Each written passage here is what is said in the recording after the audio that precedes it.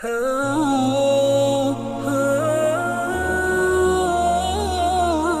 अगर आज का मुसलमान रमज़ान का एहतराम नहीं करता तो इससे वो नॉन मुस्लिम बेहतर है जो रमज़ान का एहतराम करके जन्नत में चला जाता है। हकीम उल उम्मत मौलाना अशरफ अली थानवी रहमतुल्लाह अलैह फरमाते हैं, एक मजूसी, और मजूसी का मतलब आग की पूजा करने वाला, जा रहा है बाजार से, बच्चा किसी चीज को लेता है, खाना शुरू करता है, वो मजूसी आतिश परस्त उसे एक थप्पड़ रसीद करता है। वो सवाल करता है, अब्बा जान क्या हुआ? पैसे मुझे आपने दिए, जो चीज खा रहा हूं पहले भी खाता हूं, आपके सामने भी खाता हूं, आज आपको क्या हो गया? तो वो मजूसी बाप कहता है, तुम्हें नहीं पता रमजान का महीना है? बेटा कहता है, अब्बा जान रमजान तो मुसलमानों के लिए है। वो कहता है, नहीं, अगरचे उनके लिए है लेकिन उनका महीना आ जाए तो खैर मुस्लिम भी एहतराम करते हैं।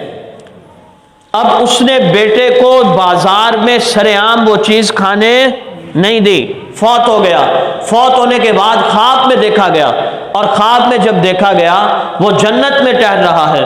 पूछा गया, जनाब आप मुशरिक थे, आप तो अल्लाह की इबादत नहीं करते थे, काफिर थे आप, और फिर जन्नत में कैसे चले गए? तो वो रो के कहता है, बात आपकी ठीक है, मैं वाकई मजूसी था, आतिश परस्त था, लेकिन रमजान के एहतराम की वजह से मैंने अपने बेटे को रोका था कि रमजान का एहतराम करो।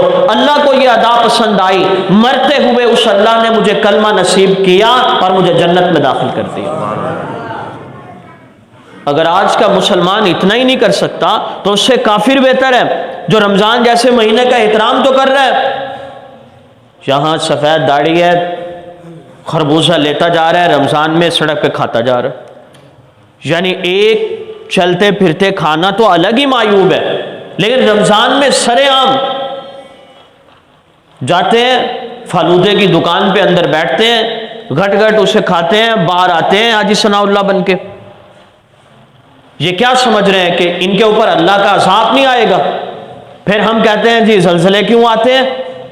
ज़लज़ले ना आए जब रमज़ान का एहतराम ही ना हो, जब काफिर एहतराम करे मुसलमान ना करे, तो फिर हालात तो यूं ही बन जाते हैं, फिर बेमौसमी बारिशें तो आया ही करती हैं।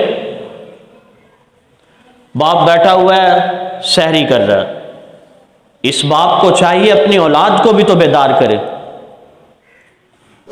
खुद सहरी कर रहा है, रोजा रख रहा है, नौजवान बच्चे सोए हुए हैं, बहुएं सोए हुए हैं, उनको उठाता क्यों नहीं?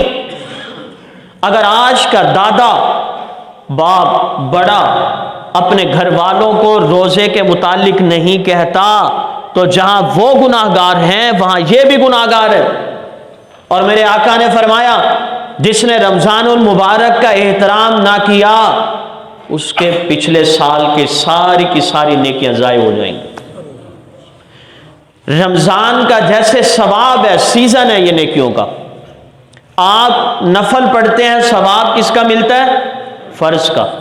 आप एक फर्ज अदा करते हैं और सवाब 70 फराइज का मिलता है। जिस तरह इसका सवाब ज्यादा है, वैसे ही रमजानुल मुबारक की बेअदबी का अजाब भी ज्यादा है।